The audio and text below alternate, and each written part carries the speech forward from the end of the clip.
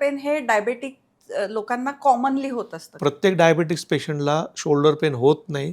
तर आता लाईफस्टाईल चेंजेसमुळे शोल्डरला आपण कसा प्रिव्हेंट करू शकतो? पहिल्या आठवड्यात, दुसऱ्या आठवड्यात एक्सरे करायचे. तर विटामिन्सचा रोल जसा विटामिन डी, कॅल्शियम आणि B12 यांचा रोल काय आहे शोल्डर हेल्थ? आता सर्वप्रथम B12चा सांग. ऑलरेडी ऑस्टिओपोरोसिस असतो तर त्यांना सक्सेस रेट किती असतो याचा? आपण पेशंटकडनं काय विचारतो, तुझी हालचाल किती होती आधीची. डिसलोकेशन हा जो खूप मोठा प्रॉब्लेम आहे. आता रिप्लेसमेंटचे पण बरेच प्रकार आहेत. रिप्लेसमेंट केव्हा सांगितलं जातं? जर एखाद्याला, जसं तुम्ही हिपच्या बाबतीत ऐकलं असेल, AVN नावाचा आजार आहे. हो. स्लॅप टेअर बद्दल सांगाल का? आता स्लॅप टेअर ही शोल्डरमध्ये होणारी एक इजा आहे. ते खेळता खेळता किंवा तुम्ही आता जसं म्हणले की पडले कुठे ऍक्सिडेंटची हे झाली तर आपण इमर्जन्सी त्याची मॅनेज कशी करतो? सर्वप्रथम म्हणजे पेशंटची पटकन तपासणी करायची की डिस्लोकेशन झालंय, नाही झालंय, नर्वला काही डॅमेज आहे की नाही. ओढाताण केली की त्याच्यात आणखी देखील इजा होतात.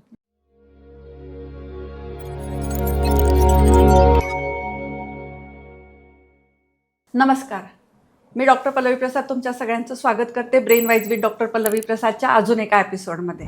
आणि आज आपल्याकडे परत आलेले आहेत doctor Anand Jadhav sir. Last टाईमच्या एपिसोडमध्ये आपण बोललो नी रिप्लेसमेंट, हिप रिप्लेसमेंट आणि कशा करतात, त्यांना कुठल्या कुठल्या ट्रीटमेंट अवेलेबल आहे, ट्रीटमेंट करायची गरज नसेल तर काय करायला पाहिजे ते पण सरांनी सविस्तर सांगितलं आहे, प्रिकॉशनसाठी काय करायला पाहिजे ते पण सांगितलं आहे. आणि आजच्या एपिसोडमध्ये आपण डिस्कस करणार आहोत शोल्डर रिप्लेसमेंट आणि स्पाईनशी रिलेटेड आणि अजून तुमच्या काही प्रश्न जे तुम्ही पाठवलेत त्याच्याशी रिलेटेड. सर, तुमचं पुन्हा एकदा खूप खूप स्वागत आहे आमच्या स्टुडिओमध्ये. नमस्कार सर, आता मी जसं सांगितलं की आज आपण शोल्डर आणि स्पाईनबद्दल बोलणार आहोत, तर आम्हाला नेमका फ्रोझन शोल्डर थोडक्यात सांगाल का? आता फ्रोझन शोल्डर हे ॲक्च्युली एक व्याख्या आहे हो. की सांधा जखडून गेलेला आहे. हो. त्याची अनेक कारणं असतात. तो मेन कारण असं आहे की सांध्याची लवचिक जाळी ही कडक होते आणि त्याच्यामुळं वेदना होतात आणि पेशंटच्या हालचाली स्टिफ होऊन जातात. तर याची होण्याची प्रमुख कारणे म्हणजे एखाद्याला जर डायबिटीस असेल किंवा मार लागला असेल किंवा टेंडन जर इन्फ्लेम्ड असेल, टेंडिनायटिस असेल, तर कारणं अनेक असतात. ह्याचं जर एक्सप्लेनेशन द्यायचं असेल तर तुम्ही जेव्हा शर्टची रचना कशी असते बघा, शर्ट जेव्हा शिवला जातो तो काखेमध्ये लूज शिवला जातो. हो, कारण हात वर गेला पाहिजे. करेक्ट. आता तो जर आखडून झाला असा तर हात वर जात नाही. फ्रोझन शोल्डरमध्ये जाळी नेमकी काखेतली खास करून ती जी इन्फ्लेम्ड होते, एकमेकाला चिकटते ती आणि त्याच्यामुळे पेशंटला वेदना होतात, हात वर जात नाही. तर याच्या वेगळ्या स्टेजेस असतात. तर पहिले 3 महिने तर नुसतं वेदना होत असतात आणि नंतर हालचाल जखडून जाते. 3 महिन्यानंतर वेदना कमी व्हायला लागतात आणि हालचाल हळूहळू सुधरत जाते. हो. आता ही सेल्फ लिमिटिंग कंडिशन हे काही लोकांमध्ये 6 महिन्यात बरं होईल, काही लोकांना 2 वर्ष देखील लागू शकतं. तर असा पेशंट जेव्हा येतो त्याला मार लागल्याची हिस्ट्री विचारली जाते, डायबिटीस आहे की नाही. दुर्दैवाने काही लोकांमध्ये फ्रोझन शोल्डर हे डायबिटीसचं पहिलं लक्षण असू शकतं. हो. तसं मग त्याची स्टेज काय आहे त्याच्याप्रमाणे मग त्याला ट्रीटमेंट दिली जाते. आता आपण नुसतंच फ्रोझन शोल्डरच हा प्रॉब्लेम होतो शोल्डरला असं नाही आहे, बरेच प्रॉब्लेम होतात. त्यातला एक डिसलोकेशन हा जो खूप मोठा प्रॉब्लेम आहे त्याच्याबद्दल सांगाल का की ते कसे होतात आणि त्याचे प्रकार काय? आता शोल्डर जॉईंटचं वैशिष्ट्य काय आहे की हा अतिशय मोबाईल जॉईंट आहे. आपला हात सगळीकडे नेता यावा म्हणून देवाने याला फार लवचिकता दिलेली आहे. तर तिथे सॉकेट असतं आणि बॉल असतो. आता सॉकेट असतो उथळ, तर उथळ सॉकेटमध्ये तो बॉल काय सहजासहजी थांबणार नाही. मग तो त्याच्यात बांधला जावा म्हणून सॉकेट भोवती एक अशी स्नायूची रिंग दिलेली आहे, त्याला लेब्रम म्हणतात. म्हणजे तुमच्या शेताभोवती कुंपण घातल्यासारखं आहे. तर जेव्हा डिस्लोकेशन्स होतात तर प्रामुख्याने 90% जास्त डिस्लोकेशन हे समोरच्या दिशेला होतात. त्यांना अँटीरियर शोल्डर डिस्लोकेशन म्हणतात. एक 10% लोकांमध्ये मागच्या बाजूला जातं, ज्याला पोस्चर डिस्लोकेशन. तर अँटीरियर शोल्डर डिस्लोकेशन व्हायची कारण म्हणजे एखादी व्यक्ती पडली झडली तर तो बॉल त्या सॉकेटला धडकून त्याच्या बाजूच्या स्नायूला तोडून बाहेर येतो तो. आणि ज्यांचे मागे जातात तर ते रेअर असले तरी एखाद्याला एपिलेप्सी किंवा फिटचा त्रास असेल तर त्या फिटच्या याच्यामध्ये इतका पॉवरफुल फोर्स असतो तो सांधा मागच्या दिशेला जातो. किंवा एखाद्याला समोरनं धडक बसली तर मागच्या दिशेला जातो. डिस्लोकेशनमध्ये जर पॅथॉलॉजी बघितली तर ती सॉकेटच्या भोवतीची उखडलेली रिंग त्याला बँकाट लिजन असं संबोधलं जातं. आणि जेव्हा डिस्लोकेशन होतं जी धडक लागून बॉल जो बाहेर येतो, बॉलला देखील खड्डा पडतो. तर त्या खड्ड्याला हिल सॅक्स लिजन असं सांगितलं. तर कुठल्या वयात होतो त्याच्याप्रमाणे पेशंटची ट्रीटमेंट केली जाते. तर त्याच्यात डिस्लोकेशनमध्ये कधी कधी लहान मुलं असतात की ते खेळता खेळता किंवा तुम्ही आत्ता जसं म्हणले की पडले कुठे ॲक्सिडेंटची हे झाली तर आपण इमर्जन्सी त्याची मॅनेज कशी करतो? जेव्हा शोल्डर डिस्लोकेट होतो तो वेदना खूप असतात. खरंय. तो सर्वप्रथम म्हणजे पेशंटची पटकन तपासणी करायची की डिस्लोकेशन झालंय नाही झालंय, नर्वला काही डॅमेज आहे की नाही, खास करून इथे सेन्सेशन्स आहेत की नाही. जर तुम्हाला वाटतं तर डिस्लोकेशन झालंय त्याचं, तर ॲक्च्युली एक्सरेच्या भानगडीत पडायचं नाही. 90% अँटी डिस्लोकेशन असतं, क्लिनिकली पण कळतं. पटकन तो सांधा जर जमलं तर जागेवर बसवा आणि मग झोळी द्या पेशंटला आणि मग एक्सरेला पाठवा. तसं जर नाही जमलं किंवा पेशंटला भयानक वेदना असतील, मग त्याला गुंगीचं औषध देऊन किंवा बोलेचं औषध देऊन तो सांधा बसवला जातो आणि मग एक्सरे केला जातो. आता ही झाली इमर्जन्सी ट्रीटमेंट. सांधा जागेवर आला की पेशंटला आराम पडतो. पण जर वय तरुण असेल, खास करून 40च्या खाली असेल, तर डिस्लोकेशन जागेवर बसवणं इथेच ट्रीटमेंट थांबत नाही. तो डिस्लोकेशन झाल्यामुळं काय इजा झाली हे जाणून घेण्यासाठी पेशंटला मग नंतर MRI करायला सांगितलं जातं. आता हे जर फर्स्ट टाईम असेल तर MRI पुरेसा होतो. पण तुमच्याकडे जर असा पेशंट आला ज्याचं पूर्वी पण अनेक वेळा झालं, मग अशा पेशंटला सांधा बसवल्यानंतर MRI आणि CT स्कॅन हे देखील करायला सांगितलं जातं. MRIवर स्नायूला झालेली इजा कळते आणि CT स्कॅनवर बॉलला किती इजा झाली, खोल झाली आणि सॉकेटला किती झीज झाली किंवा इजा झाली याचं प्रमाण कळतं. आणि ते प्रमाण कळाल्यानंतर त्याचं क्वांटिफाय केलं जातं आणि मग त्याच्या आधारे पेशंटची ट्रीटमेंट ठरवली जाते. आता तुम्ही जसं म्हणलं की डिस्लोकेशन पहिले त्याला जर तरुण असेल तर आधी जागेवर बसवायचा. आता आपल्याकडे असं आहे की जुन्या काळापासनं बऱ्यापैकी सेल्फ डिक्लेअर हाड वैद्य असतात की जे म्हणतात की आम्हाला सांधा बसवता येतो. तर तुम्ही अशा काही केसेस बघितल्या आहे का की त्यांनी बसवलेला सांधा आणि त्याचे कॉम्प्लिकेशन जास्त झाले कारण त्यांना त्या टेक्निक माहिती नसल्यामुळे आणि त्यांना काही बारकावे माहिती नसल्यामुळे? दुर्दैवानं याचं उत्तर होय आहे. मी बघितलं असे की सांधा निखळलाय, स्ट्रेट फॉरवर्ड सांधा निखळलाय. तो जर हॉस्पिटलमध्ये आला असता पेशंट तर आम्ही त्याला बसून ठीक केलं असतं. तर जुन्नर तालुक्यामध्ये असाच हाडवैद्याकडे गेले पेशंट. त्यांनी असं काही मॅनिप्युलेशन केलं की जिथे फ्रॅक्शन होतं तिथे 4 पार्ट झाले तरुण माणसाच्या शोल्डरचे. अरे बापरे. आणि इव्हेंच्युअली ते इतकं खराब होतं तो पेशंट देखील आमच्याकडे उशिरा आला आणि मग त्या चुऱ्याचं काय करायचं. शेवटी आम्हाला त्याला पार्शल रिप्लेसमेंट करावं लागलं तरुण वयात. तर हॉस्पिटल हे नेहमी सेफ असेल, हाडवैद्याकडे जाण्याचं तसदी घेऊ नका, ते महागात पडतं पेशंट. आपण ह्या निमित्ताने ऑडियन्सला एक गोष्ट सांगूया की तुम्ही जे प्रॉपर 4 वर्षाची डिग्री, त्याच्यानंतर मास्टर्स, त्याच्यानंतर अनगिनत फेलोशिप्स तुम्ही केल्यानंतर तुम्ही ह्या गोष्टी करताय, तर त्याला किती मोठा सायन्स बेस आहे. आणि आधीच्या काळात असं शिक्षण अवेलेबल नव्हतं, एवढ्या ॲडव्हान्स टेक्नॉलॉजी नव्हत्या, म्हणून असे हाडवैद्य वगैरे आपण ट्राय करत होतो. तर त्याच्याने किती नुकसान होत आहे आजकाल सध्या? ऑर्थोपेडिक डॉक्टर हा ऑब्व्हियसली ट्रेंड असतो. त्यांना हे त्या सगळ्या टेक्निक शिकवल्या जातात. प्रत्येक शोल्डर डिस्लोकेशन एकाच टेक्निकली रिड्यूस होईल असं नाही. तर तुम्हाला सगळ्या टेक्निक्स माहिती पाहिजे आणि हे ट्रेनिंगशिवाय तुम्हाला कळत नाही. हाडवैद्याकडे गेलं तर त्यांचं ट्रेनिंग एकदम म्हणजे बेसिक लेवलचं अनऑफिशियल ट्रेनिंग असतं, कुठेतरी बघितलेलं असतं, सायन्स बेस नसतं. ओढाताण केली की त्याच्यात आणखी देखील इजा होतात.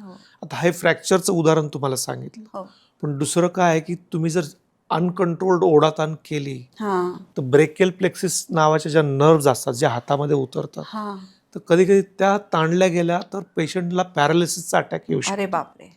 मग हात निकामी होऊन बसतो. हे तुम्ही आलात किरकोळ कारणामुळे आणि आयुष्यभराचं नुकसान होऊ शकतं. आणि आधी या टेक्नॉलॉजी नव्हत्या, MRI नव्हते, CT स्कॅन नव्हते, तर डायग्नोसिस लवकर होत नव्हतं, त्याच्यामुळे कळत नव्हतं की कशाचं पेन येतं. ते त्याच्यामुळे ट्रायल एररमध्ये ठीक होऊन जात होतं. पण आता इतकं ॲडव्हान्स झालेलं आहे सगळ्या गोष्टी, तर ह्या डॉक्टरांच्या तज्ज्ञांच्या सल्ल्याशिवाय काहीच करायला नाही पाहिजे. म्हणजे स्नायूचा त्रास आहे, बोनचा आहे का दोन्हीचा आहे, हे CT, त्याच्यानंतर MRI आणि विसरायला नको की अल्ट्रासाऊंड देखील वापर केला जातो. अच्छा. सर आम्हाला थोडक्यात स्लॅप टेअर बद्दल सांगाल का? आता स्लॅप टेअर ही शोल्डरमध्ये होणारी एक इजा आहे. हो.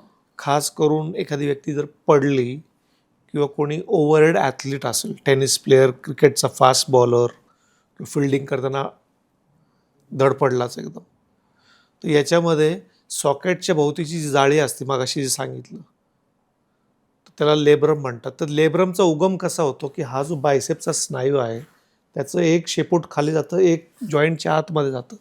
मग ते वरती येणारं शेपूट त्या सॉकेटला असं चिकटतं आणि मग तीच स्नायूची रिंग सॉकेट भोवती पसरते. जर आपण एखाद्या घड्याळाकडे बघितलं तर जर 2 वाजल्यापासून 12 वाजेपर्यंत ती जी रिंग आहे ती जर उपसली तर त्याला स्लॅप टेअर म्हणतात. स्लॅप टेअरचा अर्थ म्हणजे सुपिरियर लेब्रम म्हणजे वरच्या बाजूचं लेब्रम, अँटिरियर टू पोस्टिरियर, म्हणजे 2 वाजल्यापासून 12 वाजेपर्यंत हा टेअर होतो. आता हा टेअर झाल्यावर काय होतं, जेव्हा पेशंटची ही अवस्था येते बॉल फेकायची, तेव्हा तो बॉल येऊन त्या टेअरच्या स्नायूला उचकायला लागतो वरती असं, आणि त्याच्यामुळे वेदना होतात. तर स्लॅपचे पण अनेक प्रकार आहेत. तर नॉर्मली जर हाय एंड ॲथलीट असेल आणि त्याला खेळायला त्रास होत असेल तर अशा पेशंटला दुर्बिणीत शस्त्रक्रिया करून त्या स्लॅपला त्या सॉकेट भोवती रिपेअर केलं जातं. नंतर व्यायाम केल्यानंतर तो 4-5व्या महिन्यात बॉलिंग वगैरे सगळं करू शकतो.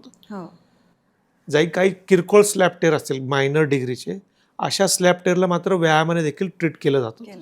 आता तुम्ही हा जो म्हणताय तो स्लॅप टेअर युजली जे खेळतात त्यांना होतो, की बॉलिंग झाला, टेनिस झाला किंवा ॲथलीट झाले ज्यांना ही पोझिशन सारखी सारखी करावी लागते त्यांना, तर त्याच्यासाठी त्यांनी प्रिकॉशन काय घ्यायला पाहिजे की तो टेअर होऊ नये? इजा टाळण्यासाठी पेशंटला सांगतो की proper warm up, proper cool down हे सगळं करायला फार महत्त्वाचं आहे. आता तुम्ही बघताय T20चा वर्ल्ड कप चालू आहे. ते मॅच चालू व्हायचे 1-1.5 तास आधी आपले सगळे खेळाडू मैदानावर येतात आणि शोल्डरचे बरेच ड्रिल करत असतात. तर हे जर ड्रिल केले तुम्ही तर तुमच्या स्नायूंची कंडिशनिंग होते. त्यामुळं तुमचा शोल्डरची जी हालचाल असते बॉलची सॉकेटची ती अगदी विचित्र पद्धतीने होत नाही. तर ट्रेनिंग झालं, स्ट्रेचिंग झालं, कंडिशनिंग झालं की त्या इजा आपोआप कमी होतात. पण आता दुर्दैवाने जर एखादी व्यक्ती पडली तर तिथे टाळता येत नाही. दुसरं असं की स्लॅप हे दरवेळेस पडल्यामुळेच होतं असं नाही, ओव्हरयूजमुळे देखील होतं. आता तो बॉलर आहे, तो फेकतोय, बॉलिंग करतोय, त्याच्या प्रत्येक ॲक्शनमध्ये तिथे मायक्रो ट्रॉमा होतच असतो. आणि अबाव 40 वाल्यांनी तर जास्त कॉन्शियस राहायला पाहिजे. ॲक्च्युली अबाव 40 पण, आणि तरुण वय, अतिशय लवचिक सांधा, ओव्हरहेड ॲथलीट, कुस्ती करणारे असतील, रग्बी खेळणारे असतील, यांच्यामध्ये स्लॅप व्हायचं प्रमाण थोडं जास्त असतं. आता तसाच एक रोटेटर कफ आहे सर, तर ते रोटेटर कफ बद्दल सांगाल का आम्हाला थोडक्यात? नेमका तो रोटेटर कफ म्हणजे काय, त्याचे प्रॉब्लेम म्हणजे काय? आता तुम्ही हे बघता, हे याला आपण शर्टचं कफ म्हणतो. तर हे आपल्या मनगटाला सबंध झाकून घेतं. तसं 4 स्नायू आहेत खांद्याच्या आतमध्ये जे बॉलला चारी दिशेने झाकून ठेवतात. तर एक समोर न येतो त्या स्नायूला सबस्कॅप्युलरिस म्हणतात, वरने येतो त्याला सुप्रास्पायनेटस, त्याच्या आणखी मागे तो इन्फ्रास्पायनेटस आणि टेरेस मायनस नावाचा दुसरा स्नायू. हे स्नायू सगळे येऊन त्या बॉलला झाकून ठेवतात. आता एखादी व्यक्ती पडली तर त्या स्नायूला मार लागू शकतो, मग तो स्नायू ताणला जाऊ शकतो, त्याला टेंडिनोसिस म्हणतात, किंवा पूर्णपणे फाटू शकतो, त्याला रोटेटर कफ टेअर होतं. काही लोकांमध्ये अर्धवट फाटतो, त्याला पार्शल टेअर म्हणतात. काही लोकांमध्ये स्नायू फाटत नाही पण त्याच्यामध्ये इतका जोर असतो की एका छोट्या बोनच्या पीस सकट उखडला जाऊ शकतो तो. खास करून इथं एक फ्रॅक्चर होतं, ग्रेटर ट्युब्रोसिटी फ्रॅक्चर, त्याला तो रोटेटर कफचा मेजर हिस्सा अटॅच असतो, तो उखडला जाऊ शकतो. तर रोटेटर कफचे प्रॉब्लेम्स अनेक आहेत, वेगवेगळ्या वयात ते प्रॉब्लेम व्हायची कारणं वेगळे असतात. सर आता तुम्ही हे जे सांगितलं रोटेटर कफचा प्रॉब्लेम, त्याची ट्रीटमेंट आपण कशी करतो आणि कुठल्या कुठल्या प्रकारे? आता समजा पेशंट रोटेटर कफचा टेअर घेऊन आला तर आम्ही तपासणीत बघतो की त्याचा हात वर जात नाही, त्याला स्टिफनेस पण बसू शकलेला असतो, वीकनेस असतो, वस्तू उचलता येत नाही, झोप लागत नाही. तर मग त्याच्यात जर त्याने गोळ्या औषधांना असर दिला नसेल किंवा फिजिओ काम करत नाही, सगळ्या मर्यादा पाळून देखील त्याचं पेन वाढत चाललंय किंवा त्याचं मुळातच टेअर खूप मोठा आहे आणि ॲक्यूट आहे, त्याला ऑपरेशन सांगितलं जातं. मग ते दुर्बिणीद्वारा केलं जातं. 4 टाक्याचं ऑपरेशन असतं. तो सांधा संबंध बघितला जातो. फाटलेला स्नायू कुठला आहे तो आयडेंटिफाय केला जातो. मग त्या बॉलमध्ये अँकर्स टाकले जातात आणि त्याचे धागे मग त्या फाटलेल्या स्नायूमधनं ओवून मग तो जागेवर आणून बांधला जातो. आता हॉस्पिटलमध्ये सहसा 1 दिवस राहावं लागतं. 1 महिनाभर झोळी वापरायला दिली जाते. पेशंटला म्हणजे अगदीच बांधून ठेवल्यासारखं राहत नाही, त्याला काही मर्यादित व्यायाम सगळे शिकवले जातात. आणि खास करून पुरुषांना सांगतो, घरी जाऊन टेबल पुसा तुम्ही, तुमचे व्यायाम पण होतील आणि घरची कामं पण होतील, मदत पण होईल. 4 वीक्स नंतर मग रेंज ऑफ मोशन हळूहळू वाढवली जाते. रोटेटर कफचा पेशंट पूर्णपणे बरा व्हायला साधारण 3 महिने लागतात. आणि जर एखादा खेळाडू असेल त्याचं 3 महिन्यानंतर प्रॉपर कंडिशनिंग चालू होतं. 4 ते 6 महिन्यानंतर तो खेळायला परत जाऊ शकतो. तसंच आता आपण ऐकतो की कोलाजन मटेरियलचे पॅचेस आलेले आहेत, तर त्याच्याबद्दल थोडक्यात सांगाल का की ते खरंच त्याचा उपयोग होतो का आणि ते कसे वापरतात आणि कोणाला वापरायला पाहिजे? आता अनेक वेळा काय होतं, तुम्ही जेव्हा रोटेटर कफच्या पेशंटला सर्जरी करता तेव्हा लक्षात येतं की याचा स्नायू फार तकलादू आहे. तुम्ही मगाशी म्हणले की विरलेल्या कापड सारखं. अगदी तसंच. तर जर ते जागेवर बसलं आणि सगळं योग्य असेल तर तुम्हाला काही विशेष गोष्टी कराव्या लागत नाही. पण समजा तुम्ही तसं केलं आणि तुम्हाला वाटतं याच्या स्नायूची क्वालिटी फार खराब आहे किंवा हा परत फाटायची शक्यता आहे, त्यामुळं आजकाल असे पॅचेस मिळायला जे कोलॅजनचे असतात तर हे त्या रिपेअर केलेल्या स्नायूवर फिक्स केले जातात. ह्या पॅचेसमध्ये असे काही गुणधर्म असतात की ज्याच्यामुळे जास्त कोलॅजिन निर्माण होतं. तुमचा हिलिंग कफ त्याच्यावरती हा पॅच आणि त्याच्यामुळे एक्स्ट्रा झालेलं कोलॅजिन ह्याच्यामुळे त्या कफची स्ट्रेंथ वाढते आणि हिलिंग चांगलं होतं. तर हे पूर्ण टेअर म्हणजे फुल थिकनेस टेअरमध्ये पण वापरता येऊ शकतं किंवा पार्शल टेअरमध्ये पण वापरतात. पण दुर्दैवानं काय सध्या ह्याची किंमत फार महाग आहे. हे लाखोंमध्ये नुसता पॅचची किंमत जाते. तर सगळेच पेशंटला ते अफोर्ड नाहीत. त्यामुळं आम्हाला बाकीचे पण पर्याय वापरावं लागतात. त्याच्यातलीच एक आहे रिप्लेसमेंट. तर ती कोणाकोणाला आपण रेकमेंड करतो आणि कशी करतो? आता रिप्लेसमेंटचे पण बरेच प्रकार आहेत. रिप्लेसमेंट केव्हा सांगितलं जातं, जर एखाद्याला प्रायमरी ऑस्टिओ आर्थरायटिस म्हणजे जसा गुडघा झिजतो तसा खांदा झिजला किंवा रुमॅटॉइड आर्थरायटिस असेल किंवा मार लागल्यामुळं फ्रॅक्चर होऊन झिजला सांधा, पोस्ट ट्रॉमॅटिक आर्थरायटिस, किंवा काही लोकांना ना जसं तुम्ही हिपच्या बाबतीत ऐकलं असेल एव्हियन नावाचा आजार आहे, तसं इथल्या बॉलला देखील एव्हियन होऊ शकतो, ह्युमल हेडला. तर अशा पेशंटला जर जॉईंट स्पेस नॅरो झाली, वेदना व्हायला लागल्या तर त्याला रिप्लेसमेंटचा सल्ला दिला. आता फक्त बॉलच खराब असेल, सॉकेट चांगला असेल तर फक्त बॉलची टोपी बदलायची, त्याला रिसर्फेसिंग म्हणतात, ह्युमरल हेड रिसर्फेसिंग. ते ठराविक पेशंटमध्येच करता येतं. त्याचा नैसर्गिक रोटेटर कफ चांगला असायला पाहिजे. आता जर सॉकेटही खराब असेल तर रिसर्फेसिंग विथ सॉकेट चेंज हे देखील केलं जातं, ते टोटल शोल्डर होतं. आता बॉलची क्वालिटी खराब असेल तर रिसर्फेसिंग नाही करता येत, तुम्हाला तिथं स्टेम्ड इम्प्लांट टाकावं लागतं. तर सॉकेटच्या साईडला सॉकेट, बॉलच्या साईडला स्टेम्ड बॉल बसवलं जातं. हे झालं प्रायमरी टोटल शोल्डर रिप्लेसमेंट, म्हणजे बॉलच्या जागी बॉल, सॉकेटच्या जागी सॉकेट.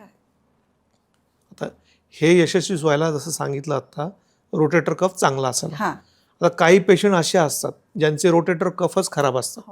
मग अशा वेळेस तो सांधा जर रिप्लेस करायचा असेल तर तुम्हाला बॉलच्या जागी सॉकेट टाकावं लागतं, सॉकेटच्या जागी बॉल टाकावा लागतो. म्हणजे मसल नसतील तर हा हलणार कसा, हाच नाही.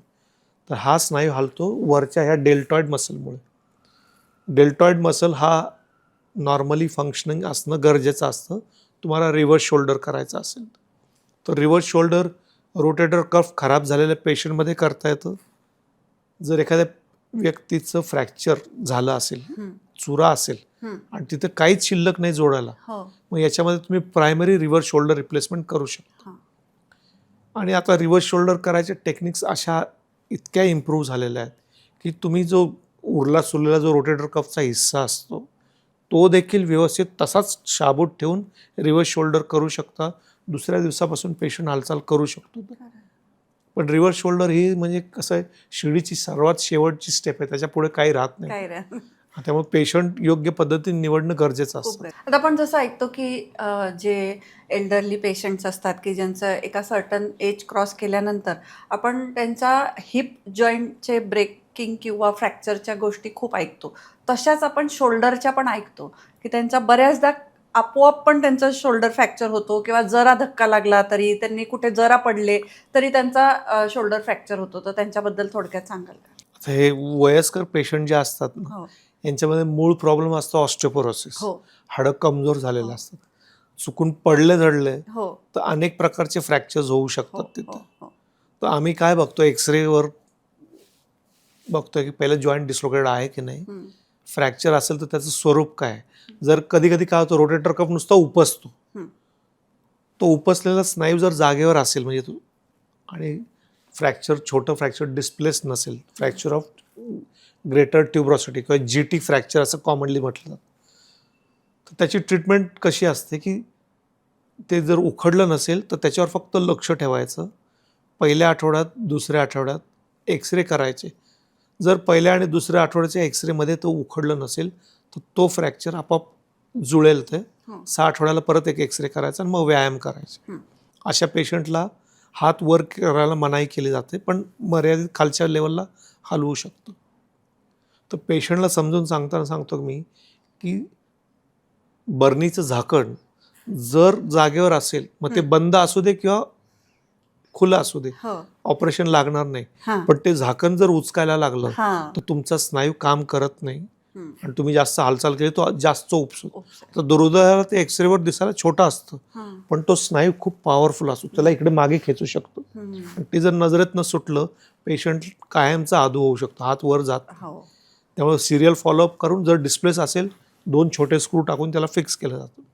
आता ह्याच्यात असा प्रश्न आहे की एवढ्या एल्डरली लोकांना ऑलरेडी ऑस्टिओपोरोसिस असतो, तर त्यांना सक्सेस रेट किती असतो याचा? आता सक्सेस रेट म्हणण्यापेक्षा आपण पेशंटकडनं काय विचारतो, तुझी हालचाल किती होती आधीची. हो जर वय जरी असेल पण सगळ्या हालचाली करत होता, हो त्याला परत ती हालचाल आपल्याला द्यावी लागते. हो मग अशावेळेस ऑपरेशन सांगितलं जातं. हां मग फिक्सेशन असू दे किंवा रिप्लेसमेंट असू दे, हां जे योग्य आहे ते करता आलं पाहिजे. शेवटी पेशंटला पण कंगवा करता आला पाहिजे, कपडे बदलता आले पाहिजेत, खरंय. त्यांची रोजची कामं करता आली पाहिजे. कारण एक जनरल समज आहे की आता ह्या वयात इतकं हे तर नाही, एवढी मोठी त्याच्यामुळं- सर्जरी करायला पाहिजे की नाही. तर ते जर ॲक्टिव्ह असेल पेशंट हां तर सर्जरी सांगितली जाते. खरं अगदीच म्हणजे असा पेशंट असेल की जो ॲक्टिव्ह नाही किंवा त्याला खूप मेडिकल कोमॉर्बिडिटीज आहेत हां की ऑपरेशन त्याच्या जीवाला धोकादायक होऊ शकतो, हो खरं मग अशा वेळेस त्याला सोडून द्यावं लागतं. त्याला सोडून द्या. तर आता पेन हा एक मोठा प्रश्न आहे की पेन आहे शोल्डरमध्ये, मग तो नेमका कशाचा आहे ह्याच्या आम्हाला थोडक्यात एक 5 कारणं सांगाल का की कशाचे पेन शोल्डरमध्ये येऊ शकतात? आता जेव्हा पेशंट येतो आपल्याकडे, हं. जर पेशंटनी सांगितलं मला इथं दुखतंय, हां हा पोर्शन. हा पोर्शन, हं. तर हे शोल्डर पेन असू शकतो. हं. जर तो इथं हात लावतोय, हां येतोय शोल्डर पेन म्हणून, पण हो. म्हणतो मला इथं दुखतंय हो की इथून सबंध दुखतंय, हां तर हे पेन नेक पासून येतं, सर्वायकल स्पाईन पासून येतं. हां आता IT चे जॉब म्हणा, मोबाईल घेऊन बसले, हां. लिखाण काम करत बसले, मान खाली घालून केलं, अशा लोकांना सर्वायकल पेन जास्त होतं. हां. हे अप्पर ट्रेपेजियस, हे डोक्याचं ओझं त्याला सहन होत नाही एका वेळेनंतर, हं. तो टाईट होऊन बसतो, मग वेदना सुरू होतं. हं. शोल्डर पेन आता यायची अनेक कारणं आहेत. हो फॉर एक्झाम्पल, जर रोटेटर कफ सुजायला लागला वा अतिवापरामुळं हो. किंवा झटका बसल्यामुळं त्याच्यामुळं येतं. एखाद्याला फ्रोझन शोल्डरची सुरुवात झाली, हां मार नाही लागला पण दुखायला लागलं. दुखायला लागलं. दुसऱ्या एखाद्याने खूप वस्तू जिममध्ये जाऊन जास्त जोशमध्ये उचलल्या, तर बायसेपचा जो खांद्याच्या आत जाणारा लॉंग हेड असतो, हं. त्याला इन्फ्लमेशन त्याच्यामुळे दुखू शकतं. हं. एखाद्याला त्या रोटेटर कफमध्ये जर कॅल्शियमचे डिपॉझिट्स जमा व्हायला लागले, ज्याला आम्ही कॅल्सिफिक टेंडिनायटिस म्हणतो, त्याच्यामुळं दुखू शकतं. हो. किंवा अतिवापर झाला, काही काम असेल त्याच्यामुळे जर टेर आलेला असेल, पार्शल टेर, त्याच्यामुळं दुखू शकतं. खरं. तर ही प्रमुख कारणं आहेत शोल्डर पेनची. पेनची तर तुम्हाला ओळखू यायला पाहिजे की हा माझा जो पेन आहे तो कशामुळे होता. त्यातला की आता फरक कसा ओळखायचा की सर्वायकल स्पॉन्डिलायटिस आणि शोल्डर पेन ह्याचा फरक कसा ओळखायचा? तर पेशंटची हिस्ट्री येताना त्यांचं जॉब काय आहे, हो काम करायची पद्धत काय आहे, पेन एक्झॅक्टली कुठे आहे. तर मग अशी जसं सांगितलं, इथं हात लावला की इट्स शोल्डर, इथे लावला इट्स कमिंग फ्रॉम नेक. त्याच्यात स्पष्टपणे कळून जातं. तुम्ही मगाशी सांगितलंच आहे, पण मी तरी की शोल्डर पेन हे डायबेटिक लोकांना कॉमनली होत असतं. प्रत्येक डायबेटिक्स पेशंटला शोल्डर पेन होत नाही, पण प्रत्येक शोल्डर पेन घेऊन येणाऱ्या पेशंटला डायबेटिक्सची हिस्ट्री विचारावी लागते खरं. आणि त्याच्यातनं कधी कधी पहिलं लक्षण सापडू शकतं. हां मी तर या निमित्ताने सांगू इच्छितो, शोल्डरचं पेन, हां टाचेचं दुखणं हां किंवा व्यायाम करत नाही पण वेट लॉस व्हायला लागला, अशी लक्षणं असतील तर पहिले शुगर चेक करायची. डायबिटीजचं पहिलं लक्षण ते असू शकतं. तर अर्ली वॉर्निंग साईन्स काय आहेत शोल्डर इंजुरीच्या, आणि त्यांना इमिजिएट कन्सल्टेशन केव्हा करायला पाहिजे?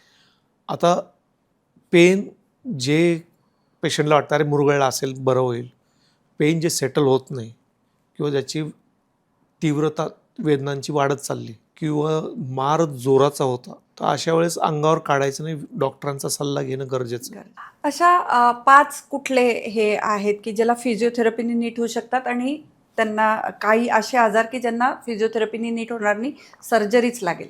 फॉर एक्झाम्पल टेंडिनायटिस, रोटेटर कफ तुमचा सुजला आहे, हो तर त्याला आधी वेदना कंट्रोल करून मग फिजिओ करू शकता तुम्ही. हो हा बायसेपचा टेंडिनायटिस, वेदना कमी करा मग करता केलं येईल. करू शकतो. इथे असं आणखी एक फुगा असतो शोल्डरच्या वरती, त्याला बरसा म्हणतात. तो बरसा सुजला असेल, सब ॲक्रोमियल बरसा, हां पुढच्या बाजूला असतो तो सब कोरेकॉट बरसा. हे बरसे पण अतिवापरामुळे सुजू शकतात. त्याला देखील वेदना कंट्रोल झाल्या, मग ते गोळ्यांनी असू दे किंवा गोळ्या किंवा इंजेक्शननी असू दे स्टिरॉइडच्या, कंट्रोल झाला की फिजिओ करता येते. तुमचा सर्जरी झालेला पेशंट ज्याला फिजिओची गरज आहे तो देखील बरा होऊ शकतो. तर मेजॉरिटी पेशंट्स ज्यांना काही ऑपरेशन लागत नाही इमिजिएटली, हे सगळे पेशंट्स फिजिओथेरपी बरे होऊ शकतात. पण ह्याच्यात एकच महत्त्वाचं आहे, जेव्हा वेदना खूप जास्त असतात किंवा वाढत चाललेल्या असतात, अशा वेळेस बळजबरीची फिजिओ करायची नसते. तुमचं वेदना म्हणजे जे पेनचं थ्रेशोल्ड कमी म्हणजे इंटेन्सिटी कमी व्हायला पाहिजे. कमी कमी होत जायला पाहिजे. जेव्हा उतारावर गाडी असते पेनची, हो कमी होत चालली, हां ती योग्य वेळ असते फिजिओ करायला. हां नाही तर पेन वाढत चाललं आणि तुम्ही जबरदस्ती फिजिओ केलं, हां त्या आगीमध्ये तेल तर हे टाकल्यासारखं ते main भडकतं. मग एक महत्वाचा sign, पॉइंट आहे, महत्वाचा खूप पॉइंट महत्वाचा. आहे की पेन कमी कमी होत जायला पाहिजे, पण ते तेव्हाच- वाढत तेव्हाच- वाढत जात असेल तर तेव्हा थांबायचं. थांबायला. शोल्डरच्या आर्थ्रोस्कोपीला रिकवर व्हायला किती वेळ लागतो? आता शोल्डरच्या आर्थोस्कोपी कसं आहे ना, आतमध्ये मोठी कामं केली जातात हो पण दुर्बिणीतनं होतं. हो तर काहींना 2 टाके, काहींना 3 टाके, मॅक्झिमम 4 टाके. खरं. जनरली 1 डे स्टेवाले पेशंट असतात. हे ऑपरेशन करताना पेशंटला इथे ब्लॉक दिला जातो, ज्याच्यामुळे 24 तास तो हात सून असू शकतो. त्यामुळे आपण कितीही मोठी सर्जरी शोल्डरची केली, पेशंट जेव्हा ॲनेस्थेशियातनं उठतो त्याला वेदना होत नाही. तर शोल्डर सर्जरी जनरली 2 प्रकारचे ॲनेस्थेशिया असतात, एक तर ब्लॉक प्लस जनरल ॲनेस्थेशिया. हां तर नेक्स्ट डे घरी जाऊ शकतो. त्याच्या पॅथॉलॉजीप्रमाणे मग त्याला मर्यादित व्यायाम किंवा अनरेस्ट्रिक्टेड व्यायाम सांगितले जातात. फॉर एक्झाम्पल जर आपण एखाद्या फ्रोझन शोल्डरवाल्याचं कॅप्सुलर रिलीज केलं, मोकळा केला तर सांधा, तर आम्ही त्याचे व्हिडिओज काढतो. बघ तुझा आधी एवढाच हात होता, वरच जात नव्हता, हां ऑपरेशन केल्यानंतर असा जातोय, एवढं जात, आता तुम्ही बिंदास व्यायाम करा. हां अशाला अनलिमिटेड व्यायाम करायला सांगितलं. पण रिपेअर केला असेल तर मग त्यांना कंट्रोल व्यायाम, आणि हा कंट्रोल पहिले 4 आठवडे जरूर, नंतर मग स्टेप वाईज साधारण आणखी 2 महिने केले जातात. 3 मंथ नंतर फ्री होतो. Free of. द जिम वर्कआउट्समध्ये शोल्डरमध्ये नेमका कुठल्या इंजुरी होतात जिममुळे, आणि कुठल्या मिस्टेकमुळे होतात? आता जिममध्ये कसं आहे ना, जिममध्ये तुम्ही गेलात की तुम्ही बघता अरे हा एवढा वजन उचलतोय, तो तेवढं वजन, ते एक कॉम्पिटिशन स्पिरिटमध्ये येऊन जातात लोक.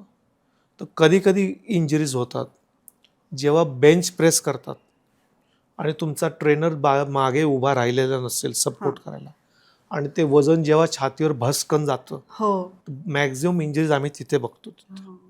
हे असं जातं. हां. तिथे शोल्डर डिस्लोकेट होऊ शकतो, रोटेटर कफ फाटू शकतो, बायसेपचा टेंडनायटिस बसू शकतो. दुसरं काय की जर जिममध्ये जाऊन वजनं उचलायला लागला तर बायसेपचं इकडचं शेपूट तुटू शकतो हां इथे, आणि ते इथपर्यंत येतं. मग त्याला असं जर केलं तर असं गोळा येतो, त्याला पॉपाय साईन म्हणतात, ओके. इथे येतो. काही लोकांमध्ये मग समजा तोल गेला, पडले, हां. तर फ्रॅक्चर देखील येतात. That होऊ शकतं. तर माझा सल्ला आहे की तुम्ही जर जिमला जात असेल, खूप जास्त वजन उचलू नका. लो वेट्स, मोर रेपिटेशन हां. असं पाहिजे. आणि आता शोल्डर पेन असताना पण काही लोक एक्सरसाइज करत असतात, तर ते रेकमेंडेड आहे की नाही आहे? जर मायनर स्वरूप असेल पॅथॉलॉजीचं, हो. पेन मायनर असेल, तर मी पेशंटला सांगतो की जिमच्या ॲक्टिव्हिटीज बंद करू नका, पण ओव्हरहेड करू नका. जर तुमची पॅथॉलॉजी ओव्हरहेड पोझिशनमध्ये ॲग्रिवेट होणार असेल तर ते नका करू, पण बायसेप्स वगैरे, सायकलिंग, ट्रेडमिल, लाईट वेट्स तुम्ही करू शकतात. जसं आपण नी साठी सांगितले इंजेक्शन्स असतात, तसे शोल्डरसाठी पण असतात का आणि किती इफेक्टिव्ह असतात? आता शोल्डरमध्ये प्रामुख्याने वापरलं जाणारं इंजेक्शन म्हणजे स्टिरॉइडचं इंजेक्शन. आता स्टिरॉइडचं इंजेक्शन म्हटलं की पेशंटचे कान वर होतात, अरे स्टिरॉइडचं हो इंजेक्शन. हो हो. हे इंजेक्शन लोकली ॲक्टिंग असतं. हं. तर आता एखाद्याला फ्रोझन शोल्डर असेल किंवा टेंडिनायटिस असेल, जो औषधाला रिस्पॉन्ड करत नाही, मग त्या पेशंटच्या वेदना कमी करायला आम्ही स्टिरॉइडचं इंजेक्शन देतो. आता एक खूप मोठा प्रश्न असतो ज्यांना नॉलेज नसतं. त्यांना असं वाटतं एक्सरे काढला, मग आता MRI का, MRI काढलाय मग CT स्कॅन का. तर तुम्ही थोडक्यात की एक्सरे काय करतो, MRI काय करतो आणि CT स्कॅन काय करतो? एक्सरे रेडिएशन बेस्ड आहे. हो. एक्सरेवर आपल्याला फक्त जर हाडांची काही इजा असेल, झीज असेल, त्याच्या संदर्भात माहिती कळते. हो फ्रॅक्चर असेल. हो हो. MRI हे सॉफिस्टिकेटेड इन्व्हेस्टिगेशन, हे मॅग्नेट बेस्ड असतं. हो ह्याच्यात स्नायूची जास्त डेफिनेशन कळते आपल्याला. स्नायूचे आजार म्हणजे हो. स्नायू फाटलाय, सुजलाय, नेमका कुठं, त्याची थिकनेस किती आहे, त्याची डेप्थ किती आहे, ती माहिती कळते. हो. CT स्कॅन बोनच्या संदर्भात माहिती सांगतं. हां. फ्रॅक्चरमध्ये सांगेल, डिस्लोकेशनमध्ये सांगेल. CT स्कॅनचा 3D रिकन्स्ट्रक्शनचं मॉडेल करता येतं. जर सर्जरी करायची असेल समजा फिक्सेशनची फ्रॅक्चरसाठी, तर कुठला फ्रॅगमेंट कुठे बसवता येईल, वाचवता येईल की नाही, फिक्स करायचं का रिप्लेस करायचं, ही माहिती कळते. तर फ्रोझन शोल्डर त्याचा बरा होतो का, काही ट्रीटमेंट नाही केली तर? डेफिनेटली बरा होतो. तर फ्रोझन शोल्डरचा पेशंट जेव्हा पहिल्यांदा येतो, तर त्याला ते लाईफ सायकल आम्ही सांगतो त्याचं, हां. की पहिले 3 महिने आग लागत राहील तुझी, हो. वेदना होत राहतील. हं. 3 महिन्यानंतर एक तर एक स्टेडी स्टेट ऑफ पेन येईल किंवा वेदना ओसरायला लागतील. तसं हो. सांधा पण जखडायला लागतो. तो सांधा हळूहळू मोकळा व्हायला लागेल. ट्रीटमेंट तुमच्या स्टेजनुसार. तर पहिल्या 3 महिन्यात तुम्ही काही ट्रीटमेंट द्या, तो पेशंट कंट्रोलमध्ये येत नाही सहजासहजी. हां. तर हे नॅचरल हिस्ट्री सांगितलं की पेशंट थोडा मेंटली प्रिपेअर्ड असतो. आता जर त्या पेशंटचं सायकल पुरं व्हायला लागलेलं असेल, तर त्याला तुम्ही कॉन्फिडन्स देऊ शकता की बाबा आता 1 वर्ष जर झाला असेल, पुढल्या काही महिन्यात तुम्ही पूर्णपणे बरे व्हाल. सिम्पटमॅटिक ट्रीटमेंट देऊ. मग इंजेक्शन असू दे, गोळ्या औषधं असू दे किंवा फिजिओ असू दे, आणि ते मोकळे होतात. त्यांची पूर्ण हालचाल पण येऊ शकते परत.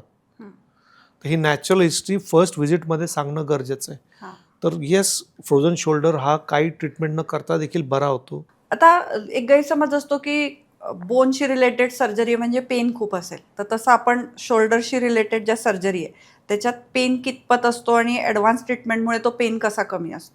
तर बोनच्या संदर्भात एक जाणून घेणं महत्त्वाचं असतं की जे मेन बोन असतं त्याला रक्तपुरवठा असतो, त्याला नर्व सप्लाय असतो, म्हणजे संवेदनशील असतं ते. हो. आपण बघा, टचकन कुठं टणकन लागलं हाडाला तर दुखतं फार हो, ते, हो. कारण नर्व्स असतात तिथे. हो. बोन ब्रेक झालं तर ते ब्लिडिंग होऊन हील होऊ शकतं. बोनच्या एंडला जे कार्टिलेज असतं, त्या कार्टिलेजला मात्र नर्व सप्लाय नसतो आणि ब्लड सप्लाय नसतो. चुकून इजा झाली ते भरून येत नाही. हो. तर हा फरक महत्त्वाचा आहे की cartilage damage can remain permanent, it cannot heal itself. बोनचा स्वतःहून हील होऊ शकतो कारण रक्तपुरवठा आहे त्याला. हो. तर आता लाईफस्टाईल चेंजेसमुळे शोल्डरला आपण कसा प्रिव्हेंट करू शकतो की हे आपल्याला ह्या लेवलपर्यंत जायची गरज नाही पण?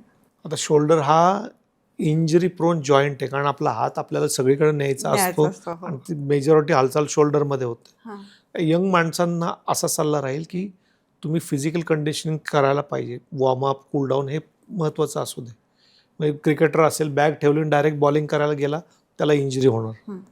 तर कंडिशनिंग केले तर ते इंजरी व्हायचं प्रमाण ऑलमोस्ट 80-90% कमी होऊन बसतं.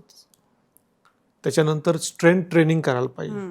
स्पोर्ट्समन असेल तर तुमच्या स्पोर्ट्स स्पेसिफिक ट्रेनिंग तुम्ही करायला पाहिजे. करेक्ट. मग त्याच्यात स्ट्रेंथ ट्रेनिंग असेल, फिजिकल कंडिशनिंग असेल, मग तुमच्या स्पोर्ट्सला कुठले स्नायू तुम्ही जास्त वापरताय त्याचं ट्रेनिंग असेल तर त्यासाठी ट्रेनर्स तुम्हाला ते गाईड करतात. करेक्ट. स्लिपिंग पोस्चरमुळे शोल्डर पेन होऊ शकतं का? स्लिपिंग पोस्चरमुळे शोल्डर पेन होईलच असं नाही आहे, पण जर शोल्डरची पॅथॉलॉजी असेल तर अशा पेशंटला, समजा आता उजवा खांदा दुखत असेल, त्याला उजवीकडे झोपायला त्रास होतो. बऱ्याच वेळा रात्री त्यांना खूप जास्त वेदना होतात, झोप मोड होतं. तर याचे बरेच कारणं सांगितले जातात. फॉर एक्झाम्पल, जर इन्फ्लमेशन असेल आणि त्या कुशीवर झोपला तो, तर ते म्हणजे असं आवळून गेल्यासारखं होतं, जास्त लोड येतो त्या दुखावलेल्या स्नायूवर, त्याच्यामुळं वेदना होतात. नाईट पेनसाठी आणखी एक एक्सप्लेनेशन असं आहे की कॉर्टिसॉल नावाचं जे हॉर्मोन आहे बॉडीतलं, जे खूप पॉवरफुल अँटी इन्फ्लमेटरी एजंट आहे, तर त्याची मात्रा रात्री कमी होते, म्हणून पेशंटच्या वेदना रात्री जास्त होतात. तर विटामिन्सचा रोल, जसा विटामिन डी, कॅल्शियम आणि B12 यांचा रोल काय आहे शोल्डर हेल्थ? आता सर्वप्रथम B12चा सांगतो. आता आपण थंडीत बसलो, थंडी वाजते, म्हणून आपण घालतो जॅकेट किंवा वॉर्मर घालतो. तशी जी नर्व आहे आपली, नसा ज्या आहेत, त्यांचं बाहेरचं कोटिंग हे B12नी बनतं. जर B12ची मात्रा शरीरामध्ये कुठल्याही कारणाने कमी झाली तर त्या नर्वला थंडी वाजणार, ती जास्त संवेदनशील होते, किरकोळ गोष्टी जास्त दुखायला लागतात. फॉर एक्झाम्पल, IT मधला जर पेशंट असेल, IT इंडस्ट्रीमधला, उन्हात जात नाही, खाणं पिणं योग्य नसतं, यांची जर B12ची लेवल कमी झाली, वेग पेन्स घेऊन येतात. प्रॉब्लेम किरकोळ आहे, पण इकडं दुखतं, सगळीकडे मसल एक्स अँड पेन्स असतात, अनएक्सप्लेन्ड असतात. तर त्यांची लेवल जेव्हा चेक करतो ते कळतं की अगदी पाताळातच आहे B12. सप्लिमेंट दिलं की ती लेवल वाढतं. B12 is related to nerve function आणि नर्व सेन्सिटिव्ह. राहता राहिलं विटॅमिन डीच. आता डीचं उदाहरण द्यायचं झालं तर असं इमेजिन करा की घरामध्ये तुमच्या चूल आहे, चुलीला कोळसा पाहिजे, गोडाऊनमध्ये कोळसा आहे, पण तो कोळसा तुमच्या चुलीपर्यंत आणायला ट्रकच नाहीत. तुम्ही जे अन्न खाता तर त्या अन्नामध्ये कॅल्शियम असतं, तर कॅल्शियम आतड्यांमधनं पकडून बोनपर्यंत न्यायचं काम विटॅमिन डी करतं. जर तुमची डीची मात्रा कमी झाली तर बोनमध्ये कॅल्शियम पोचत नाही, म्हणजे तुमचा कोळसा नाही आला घरी तर आग लागू शकत नाही, खायला मिळणार नाही.